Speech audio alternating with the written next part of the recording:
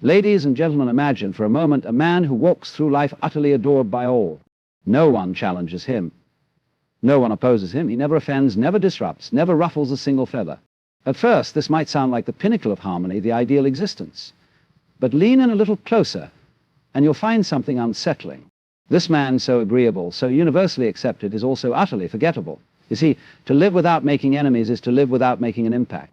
To have no resistance is to have no real presence. The tallest trees break the strongest winds, the dullest blades cut nothing at all.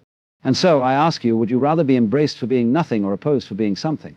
We have been conditioned to believe that peace is the highest virtue, that to be liked by all is to have succeeded in the art of living. But consider this: every great thinker, every revolutionary, every individual who ever carved meaning into the world, made enemies along the way, not because they sought conflict for its own sake, but because they stood for something. And when you stand for something, you inevitably stand against something else. To be without enemies is not a sign of goodness, it is a sign of absence. A refusal to engage with the friction that defines existence itself. The ocean, in all its majesty, is not smooth but tumultuous. The stars do not shine without the contrast of the void. A man without enemies is a man without edges, without definition, without qualities. Enemies are not curses, they are clarifiers. They reveal who we are by showing us what we are up against. A sculptor does not bring forth beauty by avoiding the chisel, but by embracing the blows that shape the form. Those who resist us refine us. Those who criticize us force us to sharpen our arguments, to deepen our convictions. Even those who despise us serve as markers, showing us where we stand in the grand map of existence. So do not fear enemies. Fear instead the life that offends no one, for it is a life that has stood for nothing at all. In the end, our time is fleeting, and when the last breath leaves our lips, it will not be the number of hands that shook ours that will matter, but the weight of the mark we left behind. A man without enemies is not a saint, nor a sage. He is simply a man who refused to be. Live boldly. Live with edges. And if you find yourself with enemies, take a moment not to curse them, but to smile, for they are proof that you exist. The presence of opposition often signals something deeper than mere conflict. It signifies depth, individuality, and conviction. A person who moves through life without ever encountering resistance is like a ship that never leaves the harbor. It remains intact, pristine, untouched by storms, but it also never discovers new horizons. To have enemies is not merely to be disliked, it is to have stood for something distinct enough to provoke a response. A truly remarkable person cannot exist in a vacuum of universal approval. The very act of expressing an original thought, of walking a path not yet carved, inevitably brushes against the grain of someone else's beliefs, values, or desires. Throughout history, those who have changed the world have not done so by seeking comfort or by bending to every wind of social expectation. They have done so by embodying ideas strong enough to create friction. Galileo was condemned not because he was wrong, but because he challenged the fragile consensus of his time. Socrates was sentenced to death not because he lacked wisdom, but because his wisdom forced others to confront their own ignorance. Even in the simplest, most personal sense, a man who never provokes opposition is a man who has carefully erased his own edges, smoothing himself into something so palatable that he ceases to have a distinct taste at all. To avoid enemies at all costs is to prioritize external harmony over internal integrity. It is to whisper when one should roar, to shrink when one should stand tall. There is a seductive allure in being universally liked, in being agreeable to all, that this comes at an unspoken cost, the erosion of one's own essence.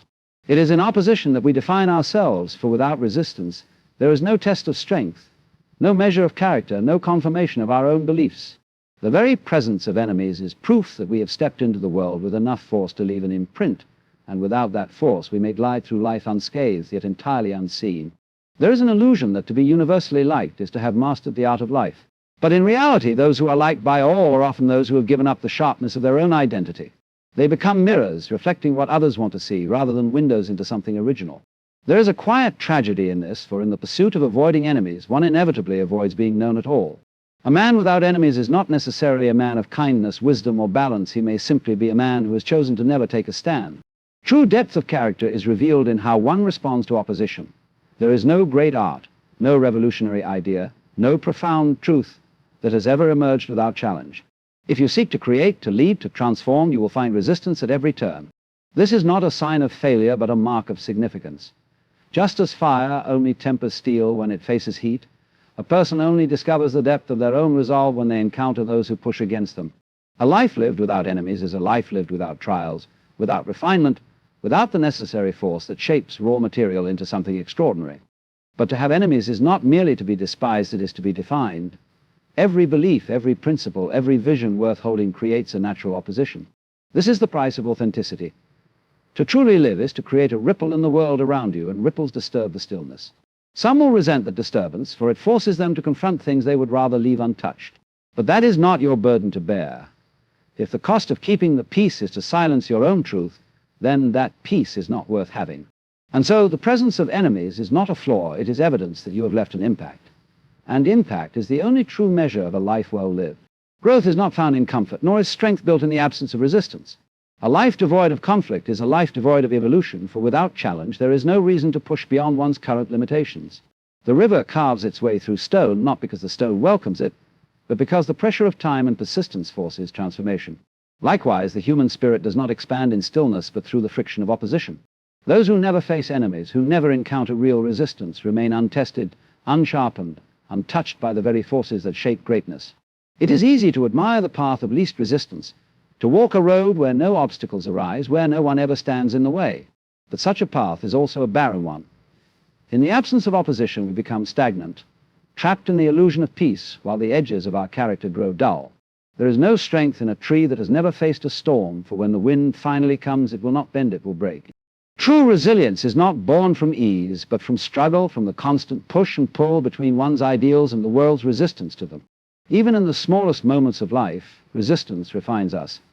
The person who never engages in difficult conversations, who avoids conflict for the sake of superficial harmony, ultimately loses the ability to articulate their own beliefs.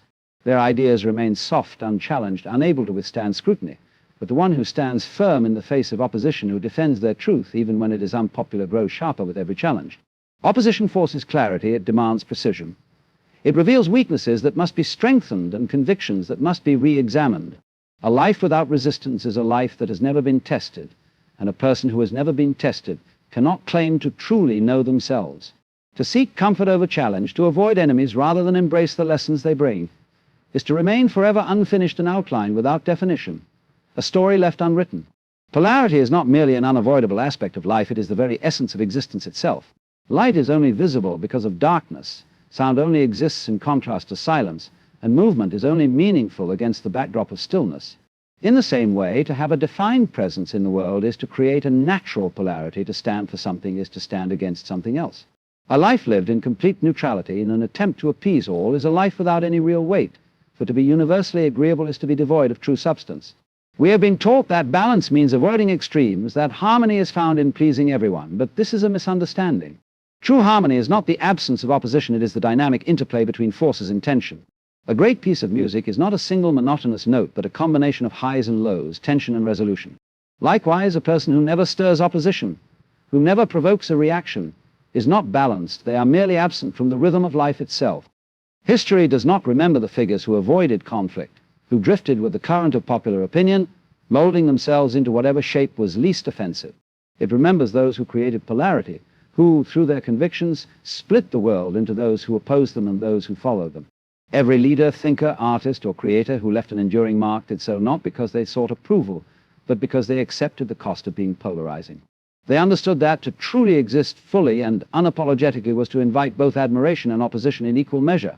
The fear of making enemies is at its core the fear of being seen for what one truly is. It is the fear that once revealed we may be rejected. But rejection is not failure, it is proof that we have stood firm, that we have declared something meaningful enough to cause a reaction. A life without polarity is a life without depth, and a person without opposition is a person who has never dared to be fully themselves. Enemies are often seen as obstacles, as unfortunate byproducts of conflict that must be avoided at all costs. But this perspective is short-sighted, for enemies do something that friends and admirers cannot. They sharpen us, force us to refine our thinking, and push us beyond our perceived limitations. The mind, like a blade, does not grow sharper in still air, it requires the grindstone of opposition. A life without adversaries is a life without challenge, and a life without challenge is a life without growth. Consider the nature of fire. Left undisturbed, it flickers and weakens, but when the wind rises against it, it does not go out, it grows stronger, feeding off the very force that threatens to extinguish it. In the same way, those who stand against us are not merely forces of resistance, they are the very winds that strengthen our resolve. Without them, our beliefs remain untested, our character unchallenged, our ideas fragile and easily broken at the first sign of adversity. It is through conflict, through the presence of those who oppose us, that we are given the chance to either reinforce what we stand for or recognize where we were wrong. An enemy is in many ways a reflection of ourselves, a distorted mirror that forces us to examine the edges of our convictions. They challenge our certainty, demand that we defend our values, and expose the areas where we still lack clarity or courage. The instinct to avoid conflict is natural, but it is also limiting, for in doing so we deny ourselves the fire that tempers steel. Those who never face opposition live in the illusion of strength, mistaking the absence of struggle for mastery. But true mastery is not the avoidance of resistance, it is the ability to withstand it, to transform it, and to use it as fuel for something greater. If one moves through life without ever meeting resistance, it is not a sign of wisdom or grace, it is a sign of irrelevance. Enemies are not hindrances to progress, they are the proof that we have stepped forward with enough force to leave an impression.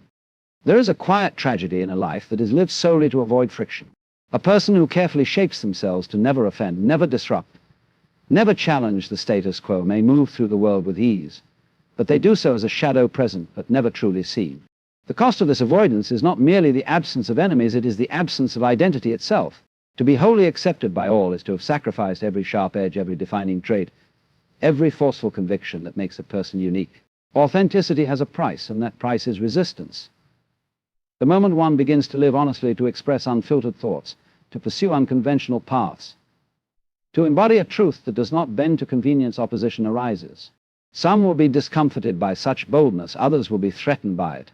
This is not a sign of failure, it is the clearest indication that one has stepped outside the narrow confines of social approval and into the realm of true existence.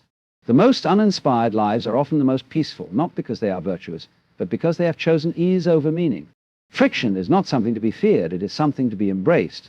It is the proof of motion, the confirmation that one is moving through life with enough force to create an impact.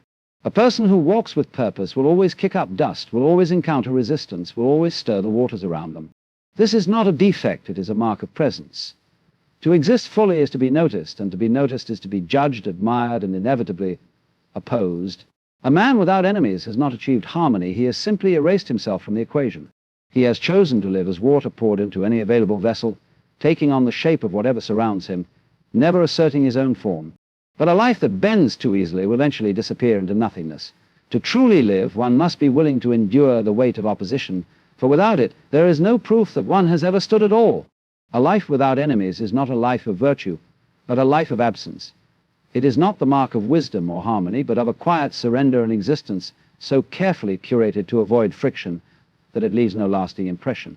To be without opposition is to be without impact. For every great force in history, every idea that shaped the world, was met with resistance. The sharpest minds, the boldest hearts, the most unshakable spirits have all faced enemies, not because they sought conflict, but because they refused to dilute themselves for the sake of approval. In the end, the question is not whether we will make enemies, but whether we will dare to live in a way that invites them. The presence of opposition is the clearest sign that we have taken a stand, that we have declared something meaningful enough to challenge the status quo. And so we must ask ourselves, do we wish to glide through life unnoticed, untouched, and forgotten? Or will we choose to live fully, to embrace the weight of our convictions, and to leave behind something undeniable? A man without enemies is not at peace, he is merely unseen. Let them come, let them challenge, let them resist. For in that resistance we find proof that we have truly lived.